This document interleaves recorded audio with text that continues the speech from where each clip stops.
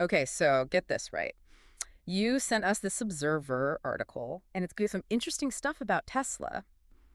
Apparently, those Optimus robots, you know, the ones at that Cybercab event, Yeah, yeah. they might not have been as autonomous as Tesla made them seem. Remember those videos? Oh, I do. Serving drinks, dancing.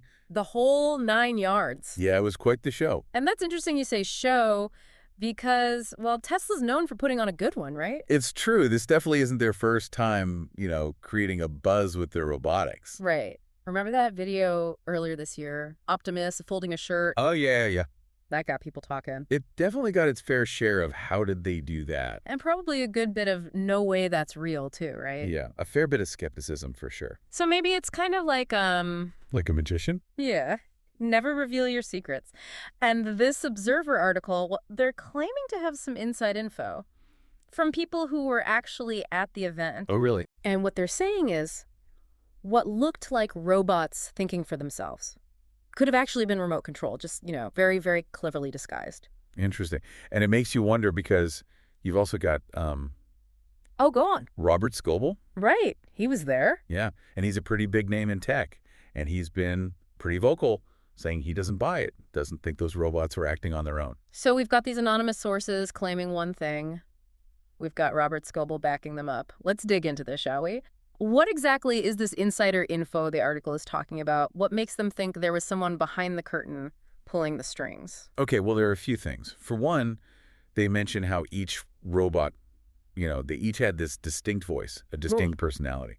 And I mean, yeah, that's programmable, but Yeah. to do that on the fly in a live setting, that's really, really complex. Hold on. I'm picturing this team frantically typing, trying to get a robot to crack a joke at the perfect time. Right. It'd be chaos. Total chaos. But it gets even more. They talk about how the robots were responding to questions.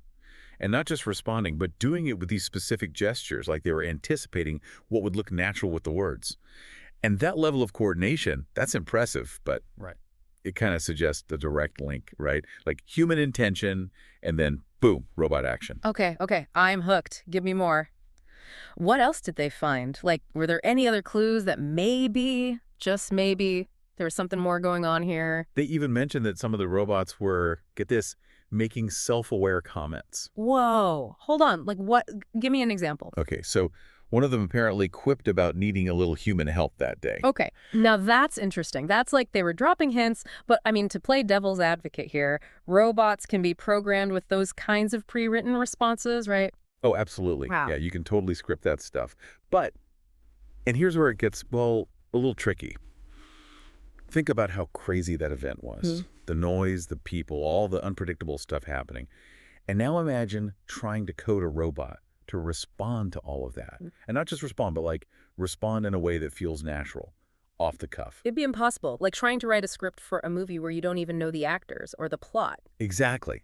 And that's why this article has people scratching their heads. Because, yeah, Tesla's made huge strides with Optimus, but have they really cracked the code to the point where these things can handle that level of complexity in real time? It's a big claim. Huge. So what are you saying it's more likely they were using? I think it's more plausible that they're using a combo approach, like some AI for basic functions, sure. But for the more, I don't know, nuanced interactions, probably human operators behind the scenes. A little dance between man and machine. Exactly. And this wouldn't be the first time, right? Remember that whole shirt folding video? Turns out there were pre-programmed movements, specific lighting. Even the shirt itself was chosen because it worked best with the robot's grip. This event. Maybe just a more, shall we say, sophisticated version of that. Okay, so a bit of smoke and mirrors. But even if that's true, Tesla's still pushing the envelope here, aren't they? I mean, what's the harm in drumming up a little excitement? Well, yeah, that's the million-dollar question. On the one hand, you've got this insane technology, right? Like truly world-changing potential. Yeah. And to get people on board with that, yeah, a little showmanship goes a long way. Oh, for sure. I mean, nobody would be talking about this if it was just robots folding laundry in a lab somewhere. Exactly. Right. But then there's the other side of the coin, the overselling. Which is, We're in this hype cycle with AI. Everyone wants to be the front runner. And that pressure, it can lead to companies making promises. yeah. Promises they can't actually keep yet. And that's when things get messy, right? Totally. Mm-hmm. Because think about it. If people feel like they're being misled, it's going to backfire. Yeah. Big time. Yeah, you need trust for this kind of thing. Exactly. Transparency is key, especially with something as potentially powerful as AI. Otherwise, you get unrealistic expectations. People get let down. And in the long run, that just erodes trust. So where does Elon Musk stand on all this? Has he, addressed these rumors about the Optimus demos? Well, he hasn't said anything specifically about the Cybercab event, at least not yet. But it's worth remembering what happened after that shirt-folding video, right? He came out and said it wasn't fully autonomous. Exactly. Didn't say it outright, but he definitely made it clear that, at that point in time, Optimus wasn't quite there yet. The little, we're working on it, slipped in there. Yeah, exactly. Mm-hmm. Acknowledging the journey, but still leaving that little bit of mystery that what if. But this time it feels different. We've got these specific claims from people saying they were actually backstage at the event. Right, right. Anonymous sources can really get the rumor mill churning, but at the end of the day, even if those robots had a little help, it's still pretty mind-blowing stuff, isn't it? Oh, absolutely. Yeah. And none of this is to take away from what Tesla has accomplished. If anything, I think it just goes to show how insanely complex it is to build a truly autonomous humanoid robot. I mean, these things are hard enough to design and program, even when they are performing for a live audience. So where does this leave us? What's the takeaway for our listeners who just joined us on this deep dive into Optimus, the Cybercab event, and all the speculation?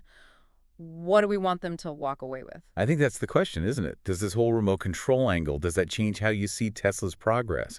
Does it make you question other tech demos? Or maybe, just maybe, it just highlights how difficult it is to achieve what Tesla's trying to do.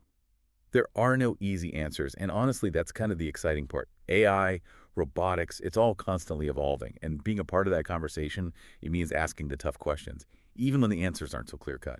It's like we always say, the more you learn, the more you realize you don't know. And in a world where technology is moving as fast as it is, well, that's probably a good thing. Thanks for joining us for this deep dive, everyone. Until next time, keep those questions coming.